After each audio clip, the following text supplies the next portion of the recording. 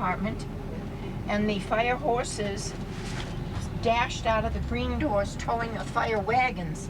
And then when they come out with diesel trucks, the trucks didn't fit in the doors. So they had to build a new fire station. What are these red deals on this tree? Yeah, what is that? I forget the name of Mountain it. Ash. Mountain Ash, Mountain right. Ash. Mountain ash. They're sure pretty, aren't they? Yes. And the waxwing birds love those. And they wait until, well, about this suckers, and if you go out in the yard when they're eating them, it's just like you're in a winery. And they get drunk and they'll go over to the creek and they'll be standing up on their heads and everything.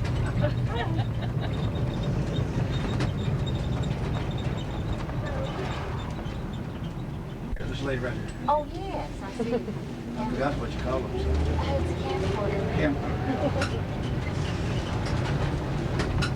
Oh, we're gonna get a tour of the golf course even. This area was the old works smelter, and it was covered with railroad tracks. You can see still these little tracks here, and buildings. It runs along the creek, and up on the hills, which are actually mountains, we're in the valley, those are the mountain tops. You'll see some funny cement things coming down. Yeah. Those are flumes or chimneys. They laid planks across them and the smoke went up. There are many of them along here. But that didn't work very well because they use arsenic in the smeltering process. And it's not a processed arsenic, so it doesn't kill people. But it did kill all of the vegetation. You can see that even after all these years, it's just starting to come back. So then they built the new smelter with the new stack. And this is the upper, and the lower's down there. This was the first smelter, then the lower down there, then 1918, the smokestack. Right. The company who bought the area, Atlantic Richfield, or ARCO, when Anaconda Copper Mining Company went out of business, got stuck cleaning up the area. They sent in their reclamation company, and they've cleaned all of the dirt, all of the area. And they paid the town $16 million to build this golf course. It's the first and so far only Jack Nicklaus course in Montana. It costs $50 for 18 holes, which is reasonable for a Jack Nicklaus course. It brings a lot of tourism. The clubhouse is open, the whole thing is open to the public, but the clubhouse is open also. It has a restaurant and they serve lunch, no breakfast or dinner. It's a very nice clubhouse. You're welcome to come back and go in. The sand traps are filled with the slag from the Slag Mountain. You can see one of the cement things going up the hill. Along the hills, there are walking trails. You see a gazebo along the way where you can rest. There are several gazebos. And as you walk along, there are pictures and a story when you look out of what it would have looked like back then.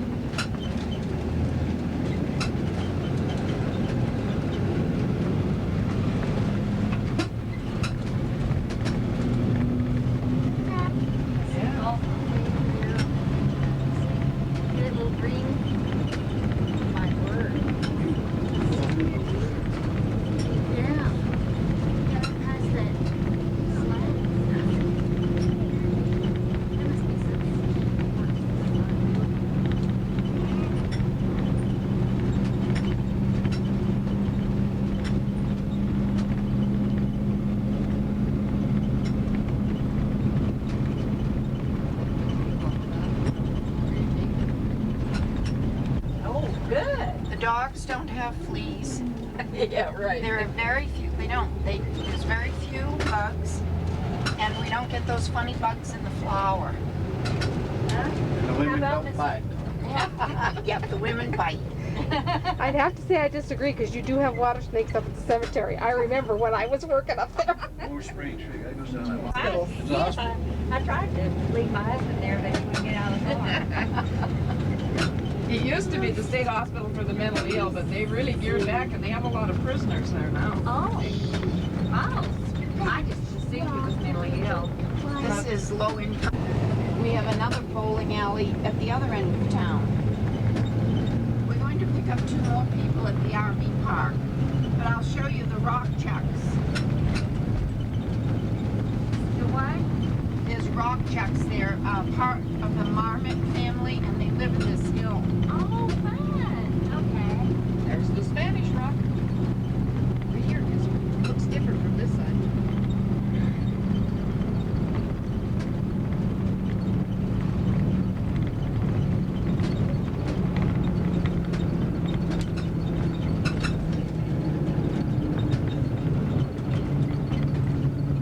I wonder if Devil's Kitchen, you could still. I wonder if Devil's Kitchen should be still in there. Yeah, right God, there. I haven't been up there in years. It should be these pointed rocks It's- right up there. Yeah, it's just an empty space It's about in the where you're hall. looking up. That's You look up and it goes all the way to the top. Oh. Climb up there. you I bet. used to. Oh. I raised on this. Y'all hill. live through it. Yeah. Well, my grandmother lives right across the bridge, so. Oh, fun. Here's our tourists. Around this way. On the right are where the rock chucks live. Oh, yeah. And this RV park feeds them in the little white feeder. And they're from the marmot family, all set. Hi. Hi. We all have our own doors, isn't it? Wow, That's that's the cutest thing. We just started out from the chamber, so you didn't miss anything. Okay. And I'll take, when I bring you back, I'll show you what you missed. Oh, Just the country club. if you Kids haven't seen it. I don't see any of them crawling Oh, there were around. lots of them yesterday. Really? Early mornings or late in the day? Later in the day. Yeah. Usually when it's cold, they'll come out. And they're related to what? The marmot family. Marmot? Do they make that big whistle sound? Like The they- squeaking? Uh-huh. Yes, yeah. There are hundreds of them. Oh, fun. Maybe we Sometimes you see them up there on top of the Spanish rock. Yes. Sunning themselves. See the birds in the street now? Okay, find Grandma Betty's house. You got to take a picture of this. Oh, yeah. We'll get I'll take a picture of you. There it is. There's Grandma Betty's house. Red light districts during.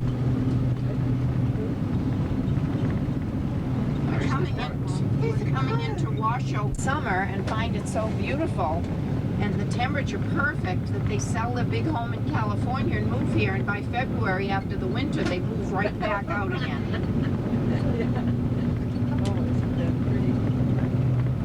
We'll go back into the park. I just can't go straight across when I'm in there because of the pool. The white glass houses you see in front of us were built in the early 1900s. They're the hot houses, and they still use them to stock the flowers for the parks. If a building burns down in the town, then we get a new park. They used to be the begonias. That's where they used to raise the begonias Yeah. in it. In the White House. Now this house is the first house built in Anaconda in 1865. It was built in another area and then moved here. They now use it to store the equipment for taking care of the park. There's the pool, it's heated, very short swimming season. Each table has a grill. It's free for use. There's a pavilion, you can see through the trees. Where if it rained, you could go in there and not get wet, because generally the weather will come across the mountains on our left, blow in, drop whatever it's carrying, snow, rain, sleet, whatever, and move right on its way. It doesn't stay. I come from New England, and there when it rains all day. It might stay for a few days. The clouds just settle. This is a big stone barbecue pit donated by a husband and wife who built it to the town, and that's used for the large picnics for family reunions, weddings, high school reunions.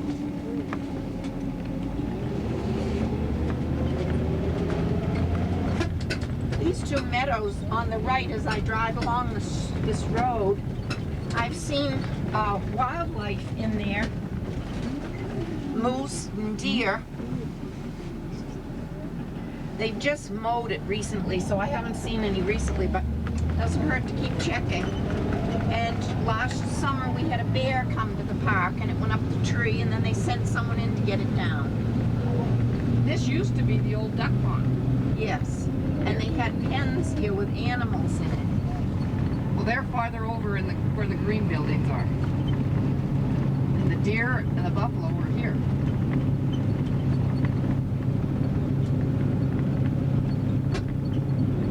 Here.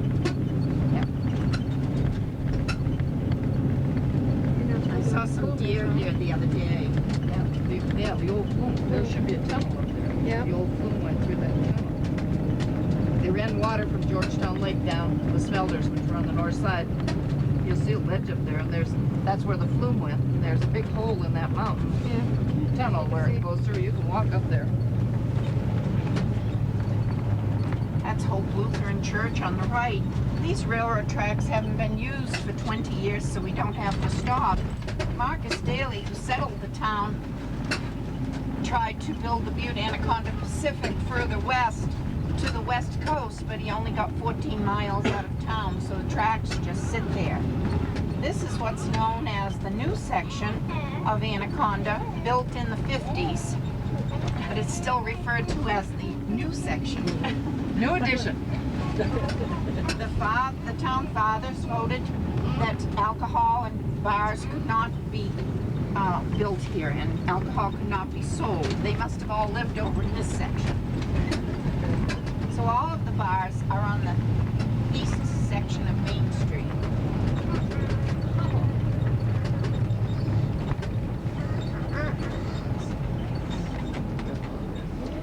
I came here 2 years ago from New England, as I said, and it was like coming back to the 1950s. All of the people are so polite and friendly. Even the teenagers are polite. We noticed, we just mentioned that yesterday. Yes. How nice the young people were. Aren't they pretty? Look at these lawns. The lawns are just lush. This is Safeway, the supermarket at one end of town, and we have Albertsons at the other end. My husband and I know a lot of other people in town, shop here one week, and then the other week they shop at Albertsons. Never special. Well, no, it's just to keep both of them in business. Keep them both in business. Right. On the left is the Mormon church, the building with the spire.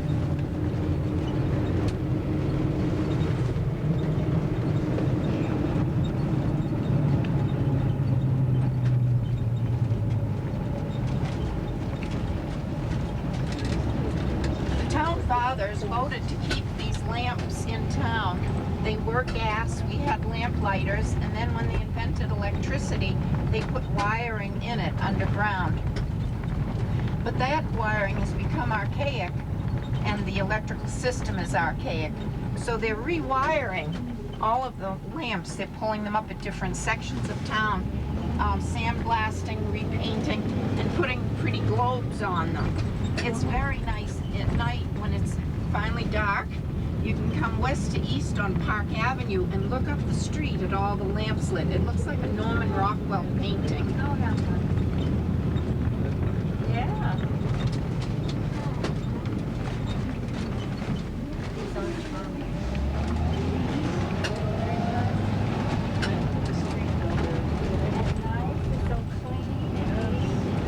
It seems to be that the majority of the people in town are retired.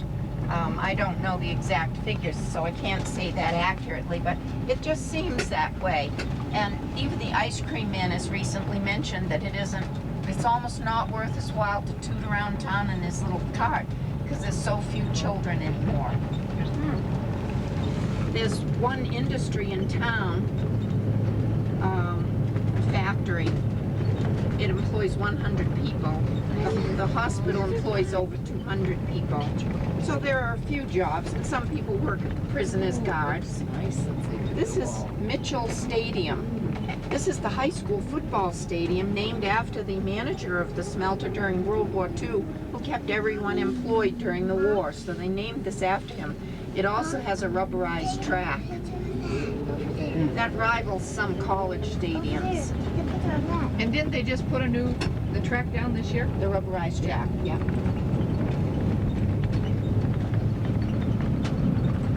Well, somebody's prolific. I've seen 2 schools with a lot of kids on the playground. They get all retired. No, not everybody. But it seems like it's a lot of older people. Down to the 3rd grade. The poles up above the lamps, that's where the streetcar ran on the street, and the wires for the streetcar ran across the poles. Yeah. And that cost the smelterman 5 cents for the day. Carried his ticket, jumped on and off. If he was quick, he didn't pay. All the way down to the smelter. And the tracks are still under the road. They didn't pull them up. And this is the car barn on the right. Now they keep school buses there. That's a beautiful old building.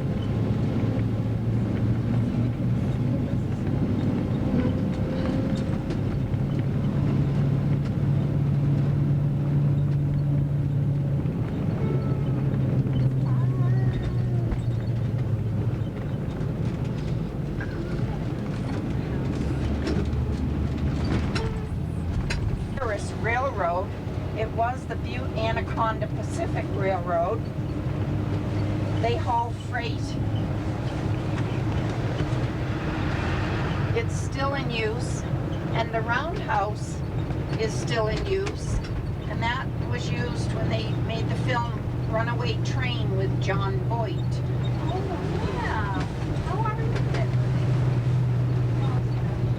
They used to store phosphate in there from the smelter. Byproduct of copper is phosphate for fertilizer.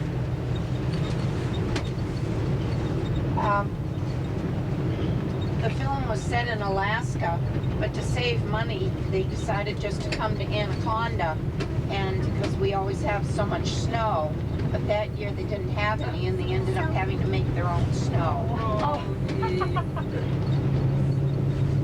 How much snow do you usually get? I don't know what the average is, but I think it drops 2 feet at a time, sometimes 4 feet. Okay. And they And don't. not like it used to be. No. This is the Prescott Apartments here. This was the public school. Oh, that's where you. The Eleanor. Yeah. Dairy Queen that opens St. Patrick's Day and closes Labor Day. That's cool. You can see these big houses on the left, how close they're built together. Yeah. Most of the houses are built close together. This town was settled by Europeans, and in Europe they sell the land by the square foot or the square yard. It's not by the house lot or the acre. So they thought they had to squeeze them all together.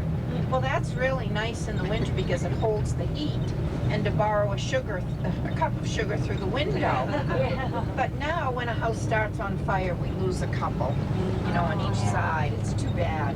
This variety store doesn't have groceries. That's knitting and crafts and patterns and things like that, silk flowers. The tall brick building on the right, taller than the motel anyway, that is the old Montana Hotel. That had 4 floors. It was built by Marcus Daly to house the legislators.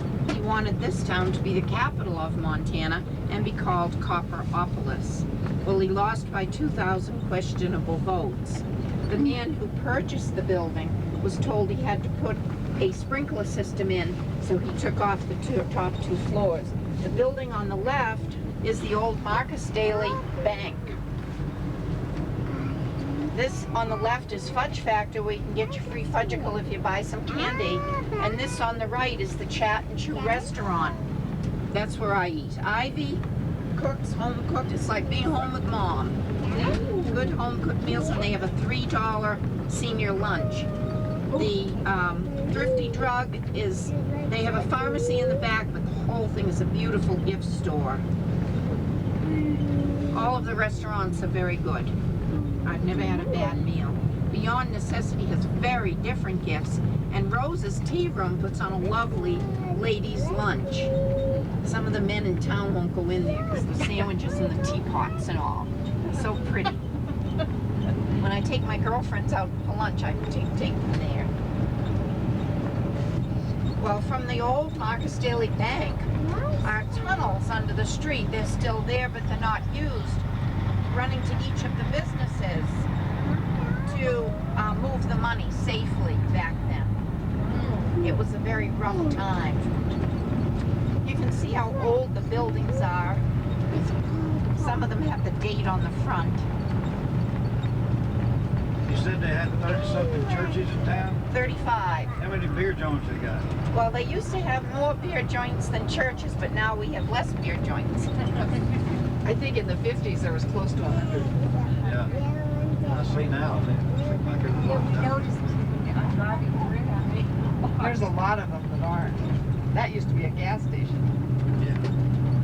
We're coming to Club Moderne on the right. This was built in 1938 with bootleggers' money. When they came and tried to close the bars in town in Anaconda, they didn't succeed during the days of, and the word escapes me, but anyway. Prohibition. Yes, prohibition. And they'd come in and close the bars down. Forget it, they opened them up again. There was just, and they said, don't bother going back to Anaconda because they're going to have their bars open. They don't care.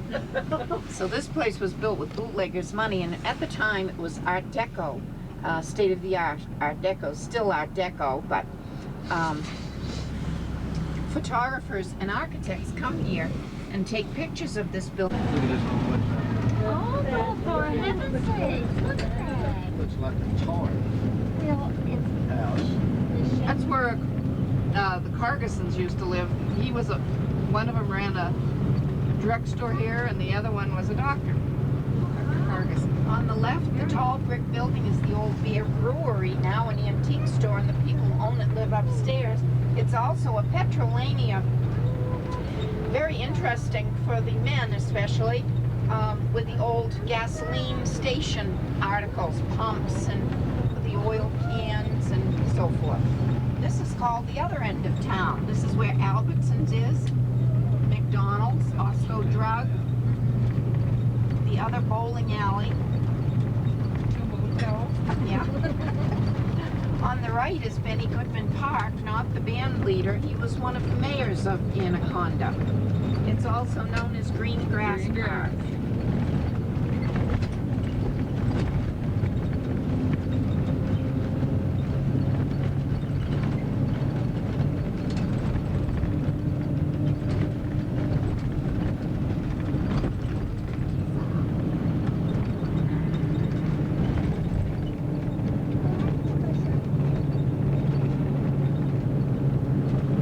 Does that train ever move? Yes. They're hauling the slag out. They found a use for the slag. It's used to sandblast barnacles off of great big ships, also for pipeline beds and railroad beds, and it's used as the sparkly stuff on roof shingles. Well, for They don't use it anymore for glass making. I don't know, it's 75% iron, 25% glass, so it might be. I sent a bag of it to a friend of mine who's a chemist to see what he could do, what he could find out what else we could do with it. Slow but sure the mountain is going down. It was much bigger. This is as close as we can get to the stack right now.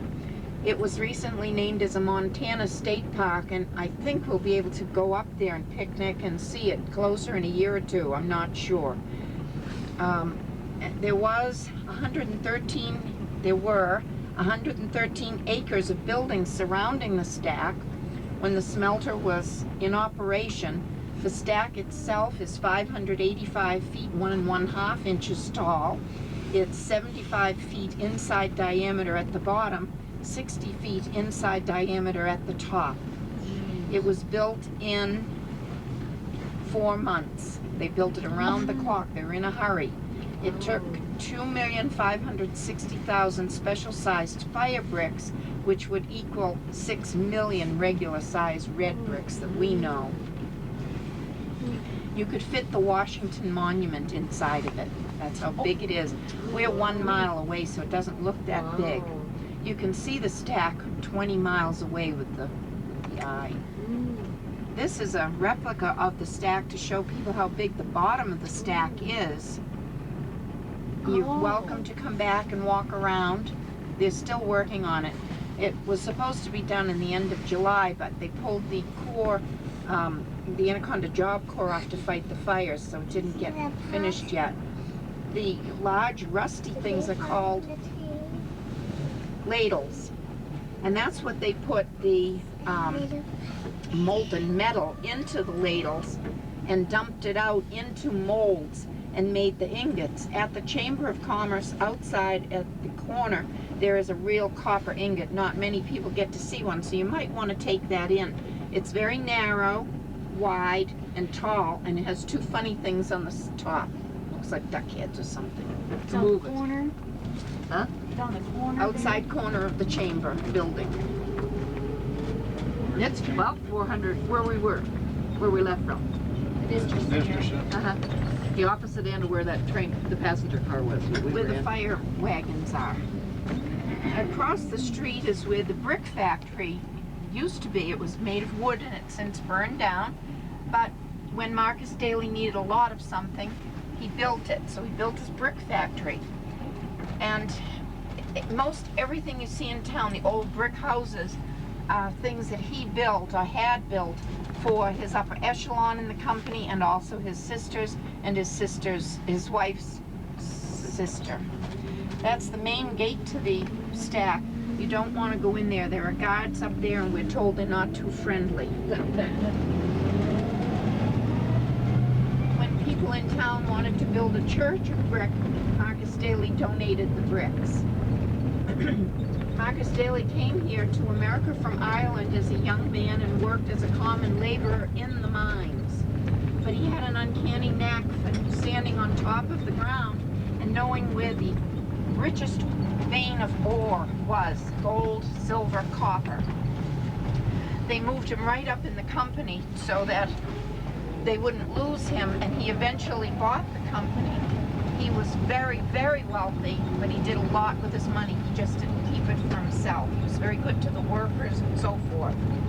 He hired only Irish workers, and his partner, Stuart, I believe his name was, would hire the other nationalities. Prejudice. They had a healthy rivalry between the man Clark in Butte and Daly here in Anaconda. And when the Dalys did something nice in Anaconda, the Clarks would do something better in Butte. But the men had deadly rivalry. And when one thing in Anaconda would burn down, something bigger and better in Butte would burn down. Oh,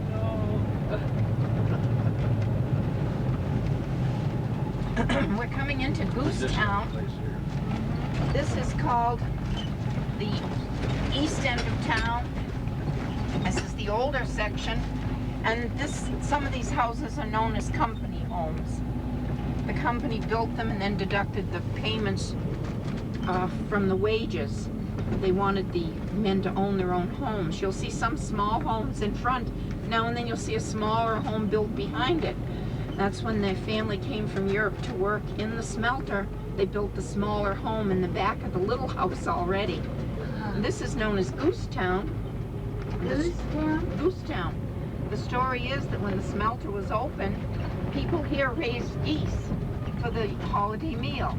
And the smelter man would come down off the hill on the streetcar and get off. They didn't have cars, they rode the streetcar. And get off and buy his goose, put it under his arm, get back on the streetcar, continue on to his corner pub where he replenished his fluids. And the goose would get drunk, he would get drunk, and they had geese running all over town. So this is known as Goose Town. There are 5 different stories about Goose Town. That's the one I tell. What is that pyramid-shaped thing back here in this factory? It's back in the back. You can't see it now. They probably stored something in it. Equipment. picks and shovels and the little cars that went down into the mine and the wheels for the cars. And this building closest to us is said to be haunted. Men say that they can hear machinery and running at night, and men talking and footsteps. Some of these houses are called shotgun houses